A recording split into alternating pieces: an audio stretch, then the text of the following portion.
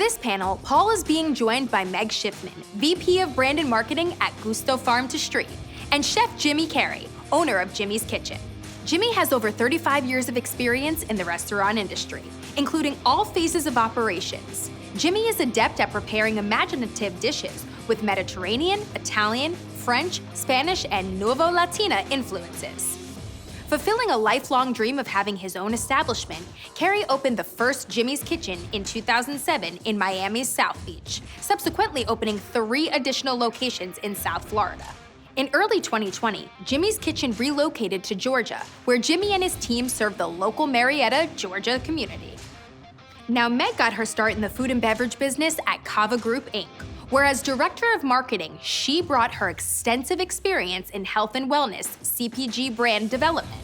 Most recently, Meg joined Gusto Farm to Street in 2019 as VP of Brand and Marketing, where she leads brand and marketing strategy, digital ordering, off-premise, customer experience, paid media, and PR and communications.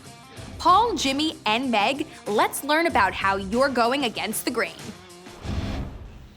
All right, so welcome back to another great virtual session here on Recover America. And, you know, as the operators continue to kind of reel throughout the country, we've had a chance to talk to both multi-unit brand developers as well as independent operators. So I thought today would be a great example of bringing those kinds of operators into a session here on Recover America, and both with some very unique situations, but also with some great expertise in the industry, so they bring a lot to the table for our discussion today. And of course, today is really kind of the going against the grain motif. And the idea behind this session is really how these operators were able to actually make it through when, especially on our independent side and even multi-unit, we've seen a lot of casualties here in the restaurant industry and continue to see a lot of operators drop by the wayside in terms of just financial failure. So this is going to be, I think, a session that will really kind of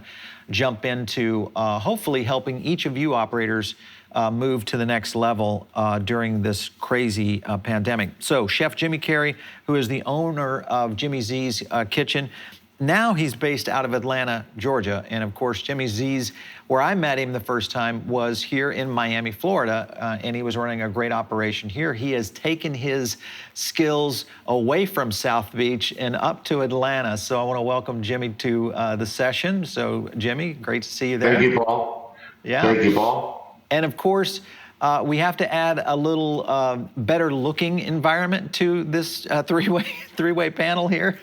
And that, of course, is Meg Schiffman, who it comes to us from Gusto, which is a great concept. And I want to hear more about Gusto because it's kind of a new concept that, at least for me, in really understanding what you guys do over there. Meg, your time at Cava, when I had a chance to meet you, did a great job over there in building that brand. So we've got some great expertise here today. Let's just jump right into it. Let's start with you, Meg. A little bit about your brand, Gusto, and kind of the concept behind what you guys are doing. Sure.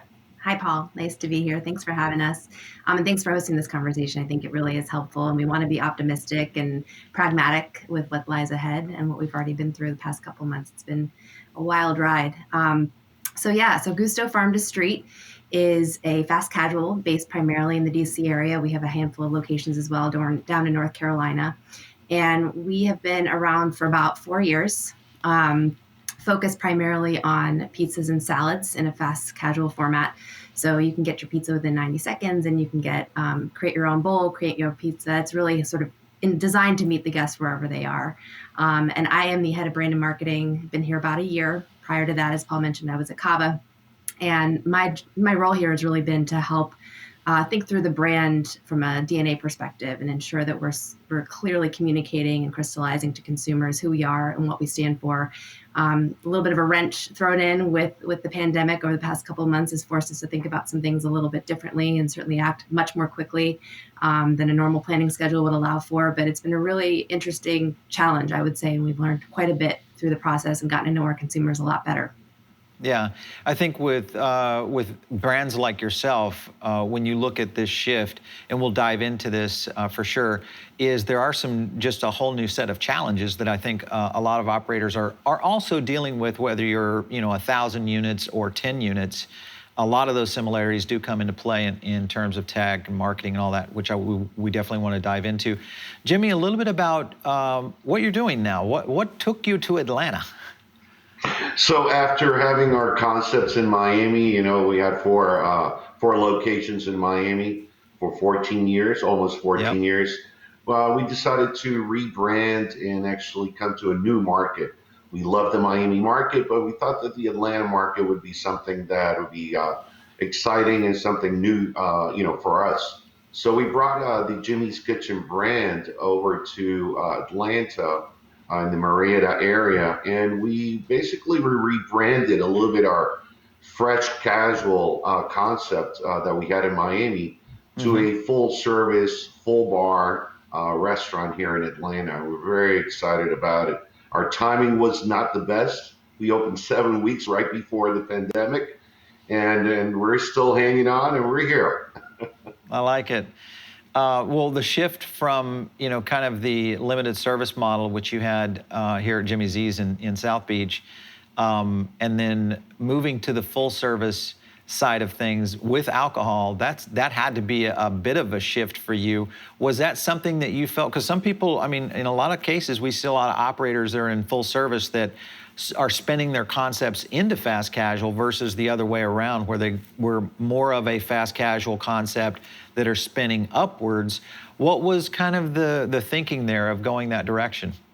Well, there was a lot of study of the market in the area, and we thought that, after looking at the underserved market that we were looking at, the Marietta, area, we thought that the concept itself, the Nuevo Latino flavors that we bring to the table, would be a great hit in the area, and they have, Yeah. considering what's going on. So we're excited about that. Yeah. I like that. It's an interesting story because it is a rarity, and I'm so glad to see that you guys have kind of made it through, at least so far, where everybody's kind of, every day's a new day. Every time I talk to new operators, they're out there saying, hey, listen, I'm here today. I woke up and, the world was still around, and hopefully that's going to be the continued scenario. Meg, let's kind of jump into some situations that you've done and kind of been participated in over the years in building brands like Cava and moving into Gusto. With Gusto's concept, did you find when you look at kind of how you're going to build a customer base, because loyalty is a big factor there, and especially now when you look at being able to bring back people more often. In other words, you need frequency, those kind of scenarios. What were some of the big challenges that you were dealing with there at that brand to be able to build an actual loyal customer base or develop some sort of system that would help enable that? Yes. So Gusto is kind of a unique situation, and I can speak a little bit to Cava as well, because I spent quite a bit of time focused on loyalty and customer relationship management and things of that nature. But Gusto, when I joined, we did not have a loyalty program, and we still don't have a formal loyalty program, which is definitely unique in our space. To some extent, it's actually an advantage because we get a really clean read of what our organic sort of baseline customer frequency is without that added perk, every 7 visits or every 8 visits, they get a free meal, which obviously helps in terms of loyalty and helps in terms of frequency. There's no question about that. You're really influencing customer behavior at that point. But for Gusto, we've got kind of an interesting model. You've got two, appealing categories with salads and pizzas. Both can be eaten with relative frequency. Certainly salads you can feel good about eating every day, or a grain bowl. And pizzas are unique. Our pizzas are healthier for you. Our mission at Gusto is to accelerate the world's transition to healthier calories. And, in the way that we source and ingredients that we use, you can feel better about eating pizza from us than maybe some of the other brands out there. And there are also the personal size flatbread style. So they're longer and a little bit smaller. Still can eat them in one sitting, though, for sure.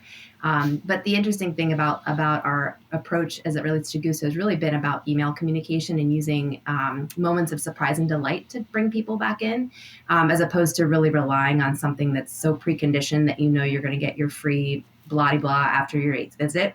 There's nothing wrong with that. I think obviously there's many brands that have succeeded really well with that models, and that would include Cava. But the thinking in the future, and especially as we and we've continued to really consider, what does loyalty look like for Gusto down the road, Right. Is really around customizing the experience for that guest, right? So if they're coming in and trying a certain, salad or pizza every single time, how can we encourage them to try something different? And being able to really directly speak to that consumer based on their behavior, and we're able to view that behavior through their engagement with our digital channels and ordering online. Yeah, I like the approach toward personalization. It's something that many brands talked about kind of pre-COVID, and they were in the process of trying to build that, whether it was a CRM platform or doing their own marketing analysis of understanding how to really kind of offer certain things to their customers. Interesting that you went that direction, because I think that is a huge opportunity for brands now, especially now, where you're dealing with customers who want to feel, one, that they can trust the brand, and usually trustworthiness comes from you and I feeling like a little bit about me and we're friends, and I'm not just a number, so to speak. So I love that approach with personalization. Have you had, in terms of penetration or engagement numbers, if you can analyze those, have you seen any kind of uptick with that kind of strategy shift as opposed to just kind of that repetitive nature of what loyalty programs mostly consist of? It's different. I mean, the way that I look at it is, and especially through a pandemic where a lot of our focus has really been on cash preservation, it's just the reality of Sure. our status quo today is we need to make sure we're not spending more than we need to Right. continue to keep the lights on and stay a successful business. But we like to think of it as kind of added powder in our back pocket. So, for example, every once in a while, when there's a holiday or a special moment that we would like to try to celebrate with consumers, and we know, for example, that we've got a group of customers who've come in and consistently purchased kids' meals. So we, over the Mother's Day holiday, for example, we sent out just a little promotion to that core segment and said, hey, we're going to do free kids' meals plus free cookies for Mother's Day, for Mother's Day celebration. Very specific. We knew this wouldn't necessarily appeal to our entire audience, but to a certain segment within the audience. And one of the ways we look at it is in terms of our open rates on the email. So we typically send most of our communication over email when we're trying to be very, very targeted. And we had over 40% open rates on that particular email. And then in terms of the redemptions, I believe we had about a 6% redemption rate, which is not humongous, but I mean, it was something, especially in the middle of the early stages of a pandemic, that we felt pretty good about. And those are the sorts of levers we like to be able to pull. And again, it's like you can plan ahead for them, but not feel so concerned that you're going to dig yourself a hole by making such a huge commitment from a cost perspective. Interesting. I still think 66% is still a very successful number, really. I mean, when you look at compared to, absolutely. Engagement and just what I think a lot of brands have been faced with for sure. Jimmy, let's kind of jump in. When you obviously 7 weeks go along, COVID hits, and it's like, wow, this is a great welcome to Atlanta. How did you take a concept and really kind of move quickly to an off-premise model to where you could be able to deal with off-premise to maintain during the shutdown? What was some of the big steps that you guys had to make in such a short time after being open? Well, coming from what we were in Miami, which part of our fast casual concept was takeout and delivery and catering, we applied all that experience into the model that we had here in Atlanta.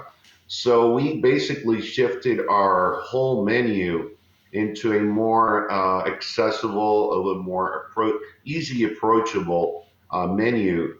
Again, who knew about us here in Atlanta other than maybe a little bit of marketing that we did before opening and during the 7 weeks short period of time that we were open for. So what we did is that we shifted and limited our menu into a core menu that basically was a little bit more approachable to the guest and to the customer, and at the same time trying to grow a business of takeout and delivery, which was basically non-existent in this new market that we were. Yeah. So we were very engaging in our social media and obviously doing videos and engaging our customer base, the new customer base that we had here. Um, and we did a lot of the dishes that we had in Miami, and we brought them into the menu that we have here in Atlanta. Examples, a little bit of just more approachable, smaller dishes, salads, paninis, and daily chef specials. So we would advertise that on a daily basis throughout our social media platforms in order to, let our customer base know what we had. The one thing that we had going positive for us is that through our POS system, Toast, we were able to let our customers know that they can see what we had in our menu in a daily basis, and with pictures and all, and the facility of them going to an order online through our website and looking at the new items that we had in our menu. So in a way or another, we started an engagement with them from a zero revenue center that we didn't have before, takeout, and we have actually grown that to an exponential part right now of our existing business. So, Jimmy, I want to follow on with that a minute, and that is when you look at, because this is something that we're starting to identify quickly, is some casual concepts are actually adopting this model going forward. They're actually implementing into their unit economics for future build-outs. They're implementing it into their entire strategy, what they think might be for several years forward. Do you feel like that's going to be the case with your operation? Are you really going to focus in and hone in on off-premise? Absolutely. I Okay. think that's something that's now and for the future. Yeah, for sure. All right, so I want to get into a couple of things, but before we jump into the tech side of this discussion, I want to go into the consumer aspect of this, and this is more of a psychological effect that consumers have had upon them in the last, 8-9 months. And I want to get your perception and your perspectives of what you're seeing in your relative brands and also markets on how you think consumers are responding to this, and whether or not you feel like this is something that we're going to see I won't say a landslide of people coming back to restaurants, more often or more frequently, but at least starting the process of returning. Jimmy, what are you seeing there in Atlanta in terms of, do you feel like customers are going to come back sooner? Are we stuck with this kind of model through 2021? What's your opinion? I think it's a combination of, let me give you a really good example that we see in a daily, weekly, and monthly basis. Being a brand new concept here in Atlanta, our customers and our guests have found us through all the different platforms that we put available to promote our links into our ordering online. So what has happened is that this customer base obviously does a little bit of research, looks at the pictures online, and places an order to go. They come into the restaurant, they see that the restaurant, it's a beautiful restaurant. They've never had a dinner inside the restaurant. They're ordering for takeout. But once they order for takeout, the light bulb goes up and they go, wow, this is great food. I would love to sit down at the restaurant. So we've seen that happening throughout the few months of everything with COVID time, and we've seen that we have a lot of return customers coming into the restaurant. Instead of doing takeout, they're actually sitting down at the restaurant. Right. Yeah. Interesting. With you, Meg, different kind of market, a lot more urbanized. Where are you seeing that potential opportunity for guests coming back? I mean, we're going to see work from home possibly well into 2021. And I've heard from many fast casual brand operators that that's really going to affect their inner city locations. What are your thoughts on how that's going to play out next year? Yeah, I think that's right, Paul. I mean, we are lucky in that the locations that we have currently open do actually draw from both residential and commercial trade areas. Okay. So we're a little less hamstrung. But from an urban downtown perspective, it's really tough. Our consumers in this area are paying very close attention to the spikes and the numbers, and you can see that truly pan out directly in terms of how many folks are willing to walk into the actual restaurant spaces.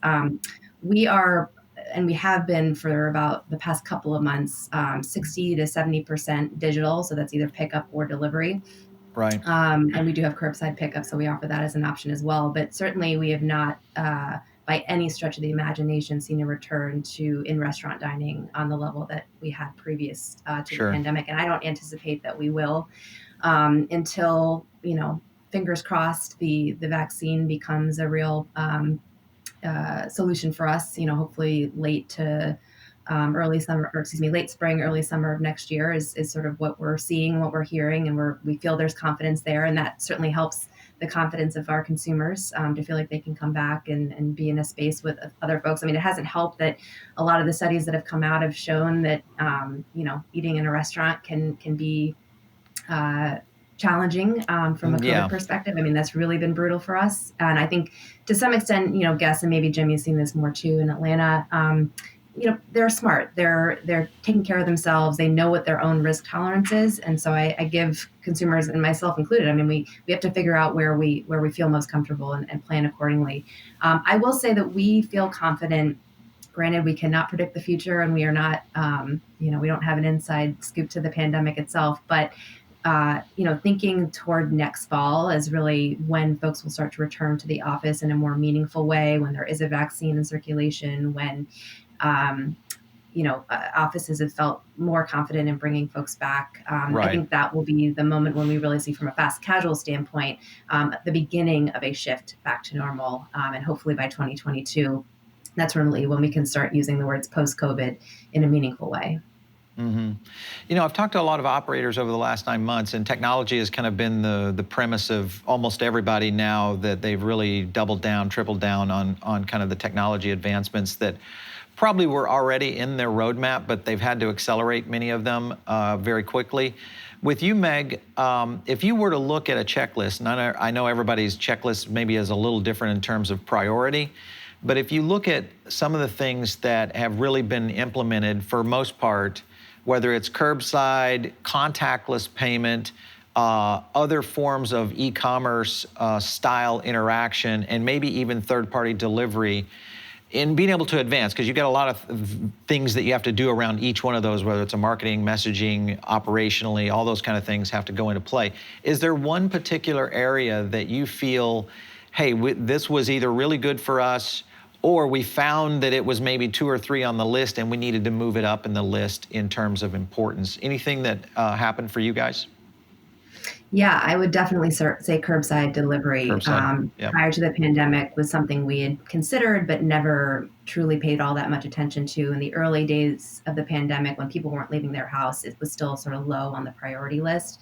But over time, we just recognized, based on our own behaviors as consumers ourselves, that extra layer of protection where a guest can feel like they can still have their food on their terms and not have to leave their vehicle was really important. I mean, you see how successful the QSRs are right now with drive-through, and curbside is really our best effort to sort of play on the same level as those guys. And we've seen a really large-scale adoption of curbside, really beyond what I had even expected. And we're lucky. I mean, our locations have parking areas. It's pretty easy to get in and get out for our restaurant team members to drop that food off to the guests. And it still allows for a little bit of that human interaction, which we think is great and important, so that they don't forget why Gusto is special. So yeah, I would say that's been a real asset through this whole experience. How does curbside work with you? If I order from Gusto, what's the process I'm going to go through? So yep, you'll order either online or through the app, and all you have to do is select curbside as essentially a menu item. So we've really Okay. tried to make it as simple as possible. And then when you get an email back to confirm your order, it lists the restaurant's phone number, and then they call when they arrive. So we are not as tech forward as some of our peers, for sure. I mean, there's now solutions in place where you can get a ping, a notification when you drive within a radius of the restaurant. One day we hope to have such a feature. It's not cheap, but we know that folks like McDonald's and Shake Shack and Chipotle certainly are all testing out those sorts of tech solutions, and one day will be something we can access as well. For sure. Jimmy, continue on this tech component, but I'm more interested in the operational tech for you as an independent and more of a dine-in operation eventually. Sanitary has been a big factor here. We had Robert Irvine here on this, on this session of Recover America, and one of the things he was talking about bringing people back was sanitation. What kind of things have you guys done to kind of prep for those kinds of issues with guests being concerned about that? I think the daily operational part of the sanitation, it's the visual of the customer is extremely important. So what does that mean? Obviously, keeping the areas clean, having them, we every time the way we set our tables, actually we put a parchment paper on top of our tables. So what happens is that the customer leaves or the guests leave, and we clear the table. That paper is thrown away, and a brand new parchment paper is brought in. Before that parchment paper is put back on the table, we sanitize everything, all the chairs and the tables and the sides of them. Keeping that visual to the customer day in and day out makes them feel comfortable. Obviously, keeping the mask on for all the staff, front and back, that visual keeps the customer more in a comfortable setting. They look in a very good way. Yeah, very cool. Listen, it's been great having both of you on today, Jimmy Carey and, of course, Meg Schiffman. Thanks so much for what you guys are doing. Best of luck with what your operations are going to be up against as we continue through the winter months, which is going to be a challenge for sure. But thanks for stopping in on the session today. We appreciate it. Thank you. All right. Okay, so all of you, of course, you're joining throughout the day here on Recover America. Make sure and hit the chat. That's a way to get kind of feedback from our operations team. And it's also a great way to give us feedback that you like about the event that maybe you would like to see more of, whether it's operators or other people, because this is a continuing event session that we'll be doing with Recover America. Volume 1 is what you're watching right now. Volume 2 is coming up in December, and we'll have Volume 3 in January, and we'll continue throughout as we see the market develop for operators and the restaurant and hospitality industry. And hopefully some of these insights and ideas from some of these operators and experts can help you in recovering your own restaurant. Make sure and stay tuned right here for more great content from Recover America.